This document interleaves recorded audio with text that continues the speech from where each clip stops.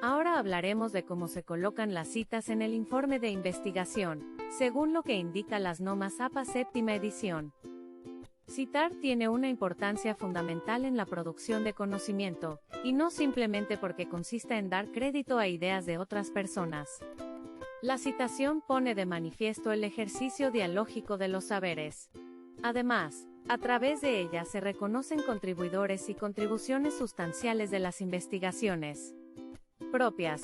Se permite una argumentación y una contraargumentación enriquecida, lo que resulta en un escrito consistente, y suministra al lector referentes claros en temas y datos de interés. Existen diferentes tipos de citas. Para saber cuál es la que estamos usando debemos pensar lo siguiente. Si se cita textualmente es una cita directa. Cuando se parafrasea, es decir, se dice lo mismo que dice el autor pero cambiando las palabras, entonces se llama cita indirecta. Si el foco, es decir, el punto central de atención, se centra en el autor se llama cita narrativa, pero si el foco o atención recae sobre la idea se denomina cita parentética. Existen otros trabajos que no pueden ser consultados por los lectores, siempre se citan en el texto como comunicaciones personales. Las citas directas pueden ser cortas, con menos de 40 palabras, y largas o en bloque, incluyendo más de 40 palabras. Ejemplo de cita corta, cuando tiene menos hasta 40 palabras en una cita, y lo que se quiere resaltar es la idea. Se utiliza una cita directa parentética, donde el texto citado se continúa en el mismo párrafo del autor que está citando. La idea citada se escribe entre comillas y al finalizar la cita, se coloca entre paréntesis el apellido del autor, coma, año de publicación, coma y el número de página o párrafo que se está citando. Luego de cerrar el paréntesis, se coloca un punto. Cuando la cita es corta, es decir, incluye hasta 40 palabras, y lo que se pretende resaltar es al autor, entonces la cita se llama cita directa narrativa y se escribe el apellido del autor, antes de la cita, introduciéndolo con una frase, por ejemplo, para Sabater, según Sabater, o, así lo dice Sabater.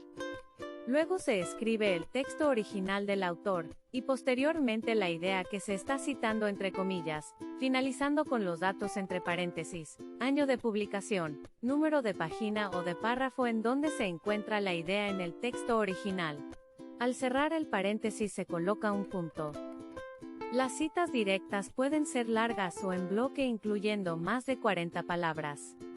Cuando la cita parentética se presenta en bloque, es porque incluye más de 40 palabras, se hace un párrafo introductorio, luego, en un párrafo aparte se coloca la idea citada, en este caso no se usan comillas, y al final de la idea se escribe entre paréntesis, apellido del autor citado, coma, año de publicación, coma, número de página o párrafo de donde se extrajo la idea en el texto original. Cuando el texto citado se coloca en bloque se utiliza sangría para todo el bloque. Cuando la idea citada incluye más de 40 palabras, se escribe en bloque, y si es narrativa, entonces, en el párrafo introductorio se escribe el nombre del autor, luego en un párrafo aparte escribe la idea citada, sin comillas, finalizando con la información entre paréntesis, año de publicación, coma, número de página o párrafo en que se encuentra la idea en el texto original. Es importante recalcar que en este caso al párrafo de la cita se le coloca sangría. Las citas indirectas se utilizan cuando utilizamos nuestras palabras para expresar la idea de otro autor. Cuando esta cita incluye hasta 40 palabras, se escribe dentro del párrafo y no se utiliza comillas, pero al final, se coloca entre paréntesis, el apellido del autor, coma, año de publicación. Cuando queremos resaltar al autor que estamos citando, pero la idea se presenta con nuestras palabras, se llama cita indirecta narrativa. En este caso se colocan los datos apellido del autor citado, y entre paréntesis el año de publicación del documento. Luego la idea. Los trabajos que no pueden ser consultados por los lectores se citan en el texto como comunicaciones personales y no requieren entrada en la lista de referencias.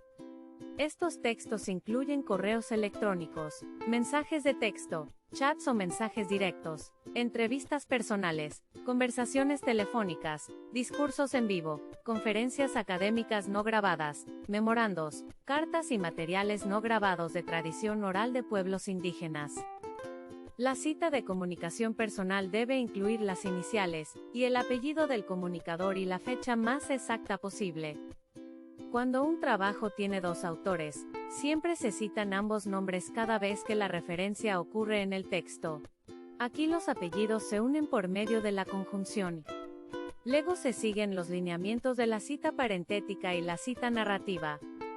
Cuando un trabajo tiene 3, 4 o 5 autores, se citan todos los autores la primera vez que ocurre la referencia en el texto.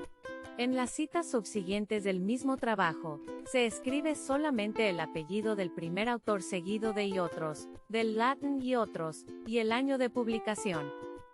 Cuando una obra se compone de 6 o más autores, se cita solamente el apellido del primer autor seguido por y otros y el año de publicación, desde la primera vez que aparece en el texto.